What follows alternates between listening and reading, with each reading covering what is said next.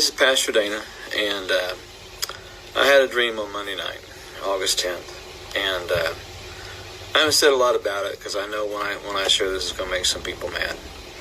And my life's not been the same since I posted that first dream. I never asked for this. I never asked for God to show me anything. I was doing a series on dreams and visions. I thought maybe I'll get some dreams. Maybe some others will get some dreams. But it's been different. It's been a lot different. There's been some concerns from my family because of the dreams I posted. People showing up at my door who then get arrested in my community for being violent. A lot of emails, a lot of phone calls, a lot of messages. I'm not doing this for notoriety. I'm not getting paid to do this. I had a dream. I just simply had a dream. And I'm sharing them because there are things that God, I believe, is showing me that the country needs to see. So I'm just going to share this, and you can do with it what you want. I'm not asking God to give me any more. I've not prayed God to give me another dream since I had the first one. They keep coming. And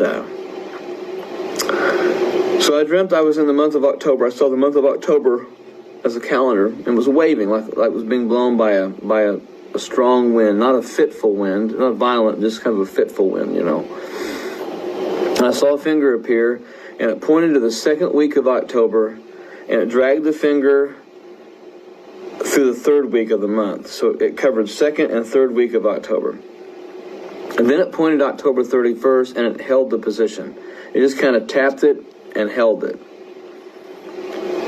The first thing I saw was a rock. It came flying out of the sky, and it landed in a large pond. And the ripples started off small, but then they became like vicious waves.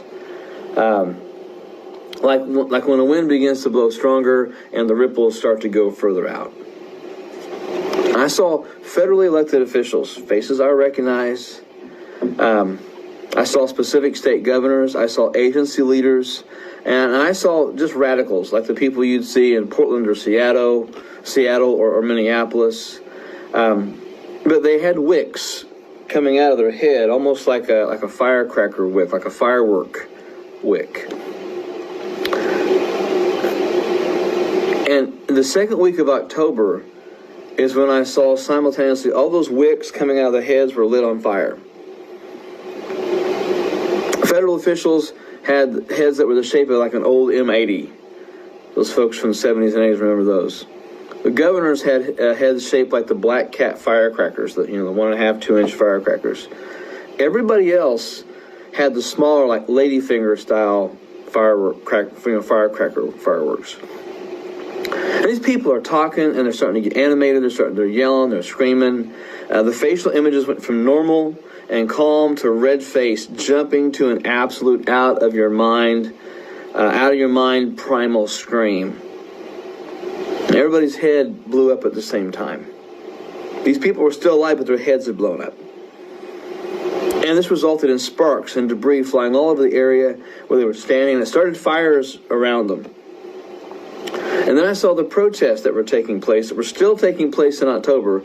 They went up another notch because the bystanders who were part of the protests and that were there, that were not being very, very violent and not really getting us involved, the protesters basically said, if you're not doing that, you're not one of us. And they began to assault those protesters who were not deemed as violent or as vicious as they should be. And I saw some of those protesters left on the side of the road, almost like they were dead. They'd been beaten because they weren't protesting like the other ones were. They weren't doing all those things that they should have done. If they weren't complicit, they were beat on. I saw the elderly people, and this is what got me. I saw elderly people being attacked. It was an attack on older Americans, the people that hold the Constitution dear, the flag dear, the people that have the common sense values, commitment to faith and biblical principles. I even saw people trying to get into nursing homes and nursing facilities to attack older people. That's what I saw in the dream. And then I saw a $100 bill, a big $100 bill about the size of a flag. It was hanging like a flag on a pole, and it was burning from one corner. And it was being lowered, like at the end of a day. And I saw people with their hands over their hearts, and they were crying because their god of money was just being lowered. It had lost its value. And it burned until there was about a third of it left. It was a celebration. People were celebrating. While some Americans were just devastated and torn up by what they saw happening, there were people celebrating that the dollar had died.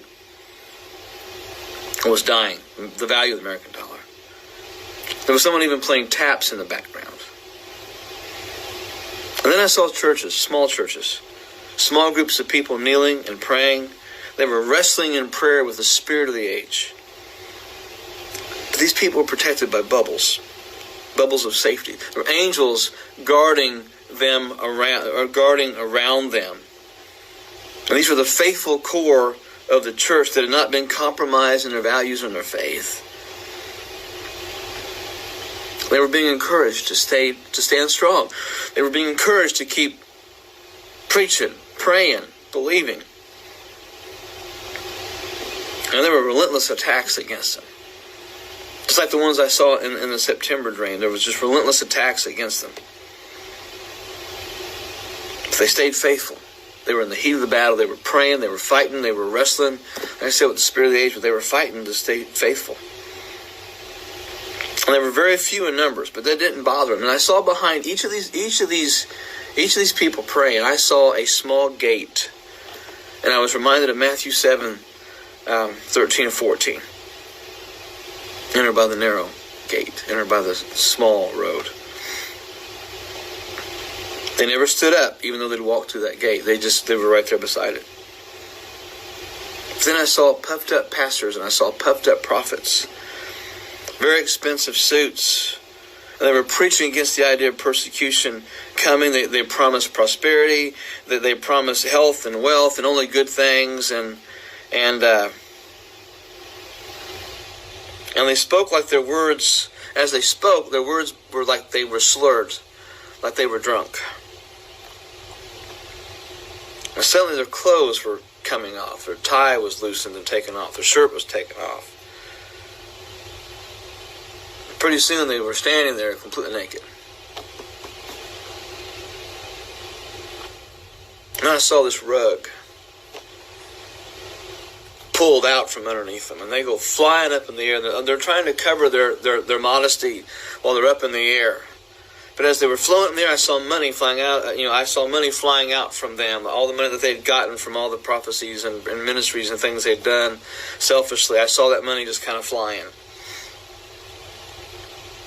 But when they landed on the ground, this is another thing that just really got me. When they landed on the ground, all of them that landed on the ground that were all puffed up bit through their tongues as they landed. And pieces of those tongues went flying. And they were trying to reach out to grab them, but they were beyond their reach. I was reminded of the story of the emperor's new clothes.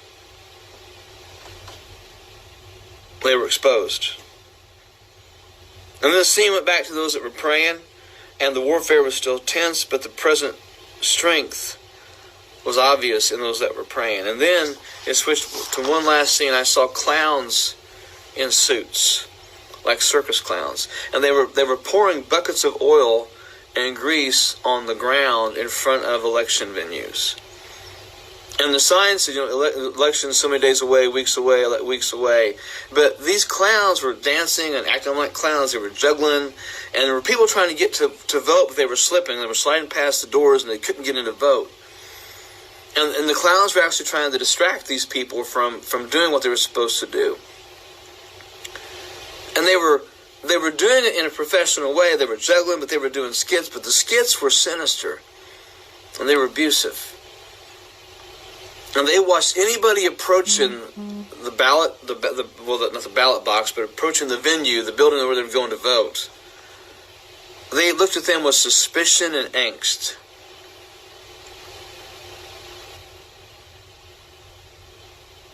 But they were doing everything they could to keep people from voting. They were trying to distract them from what was going on. And then I saw this big billboard. And it said, Passover 2021. Big things are coming for the world. Big things are coming for the world. and that white figure appeared. And he said, do not stop bracing, for the storm will not pass until I stop the storm. So brace yourselves, and don't look back. I had that dream on Monday night. I had glimpses of it for a couple days before. I'm sharing it because I feel the profound unction that I need to. I've had people ask me to do a dream a week, a dream a day. I don't want to do that. That is not what I believe God's plan is for my life, because this has already messed my life up enough. I want to be obedient to what God has shown me. I want to be sensitive to the Spirit of God in my life. And when I see things, I want to say those things and share those things.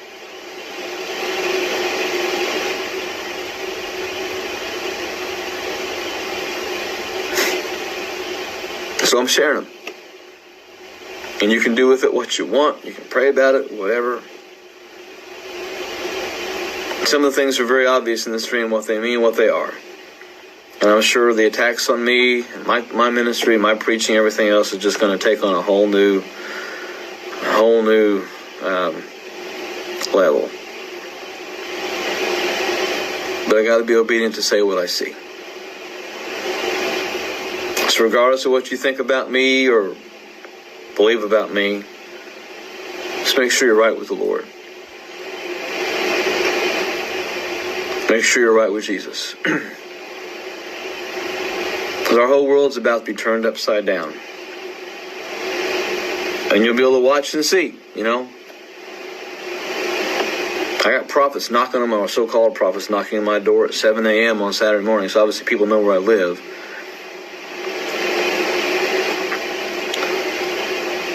He said, do not stop bracing, for the storm will not pass until I stop the storm. So believers, stand strong.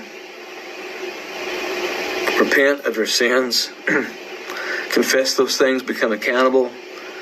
Get rooted and grounded back in the Word where you need to be. Be praying like never before.